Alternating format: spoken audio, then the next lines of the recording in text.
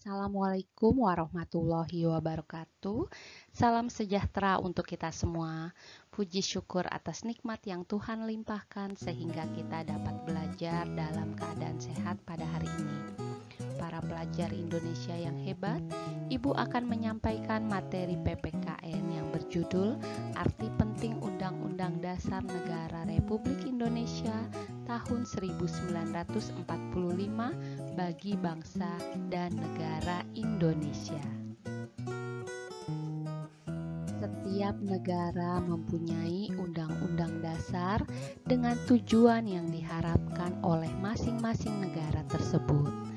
Konstitusi-konstitusi yang dimiliki oleh negara-negara di dunia ternyata amat beragam bentuk dan susunannya. Ada yang menggunakan mukadimah atau pembukaan, ada pula yang tidak. Dan ada yang terdiri dari banyak pasal, dan ada pula yang hanya terdiri dari beberapa pasal.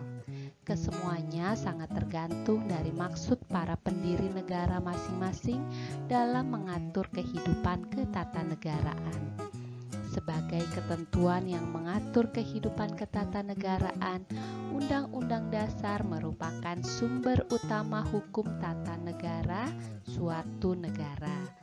Oleh karena itu, konstitusi selalu memiliki corak nasional dari masing-masing negara.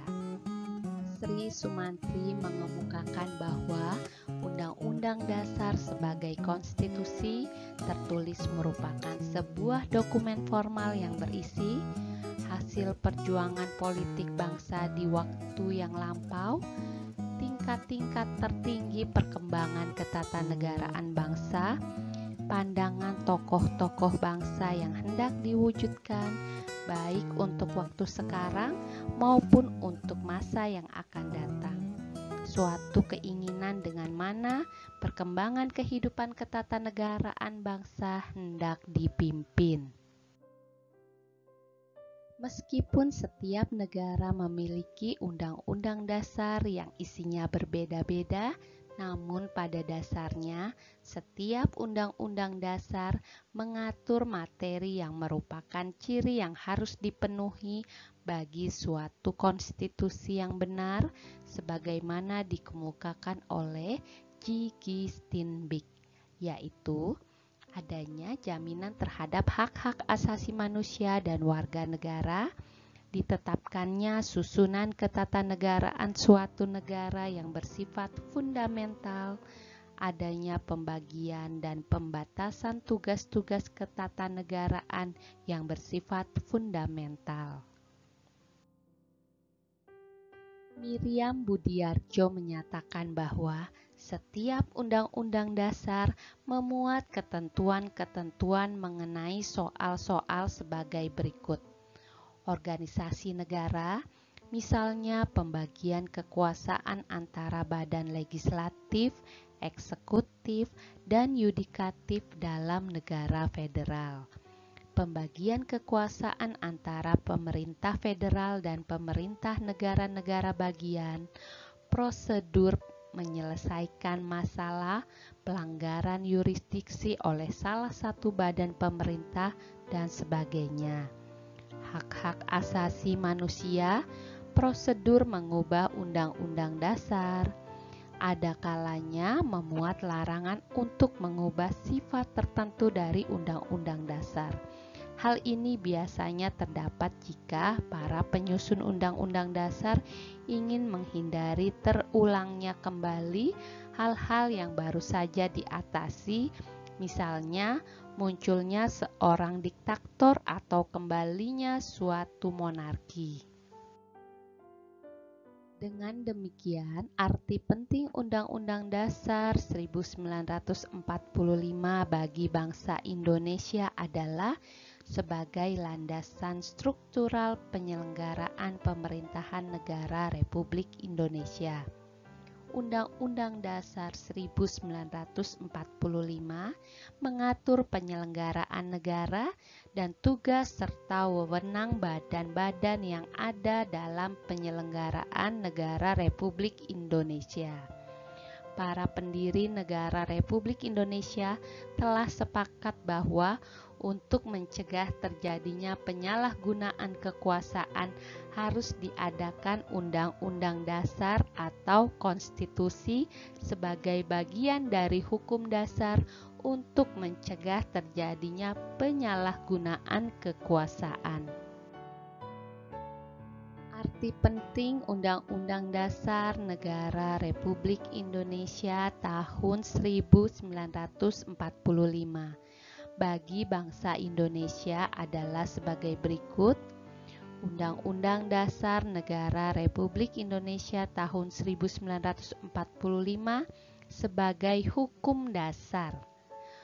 UUD NRI tahun 1945 adalah hukum dasar tertulis yang mengikat pemerintah, lembaga-lembaga negara, lembaga masyarakat, dan juga mengikat setiap warga negara Indonesia dimanapun mereka berada, dan juga mengikat setiap penduduk yang berada di wilayah negara Republik Indonesia.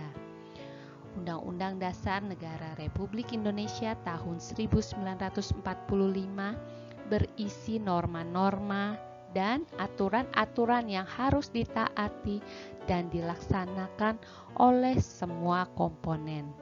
Sebagai hukum dasar, Undang-Undang Dasar Negara Republik Indonesia tahun 1945 mengatur dan membatasi kekuasaan yang bersifat mengikat dan harus menjadi acuan bagi setiap kebijakan dalam kehidupan bernegara.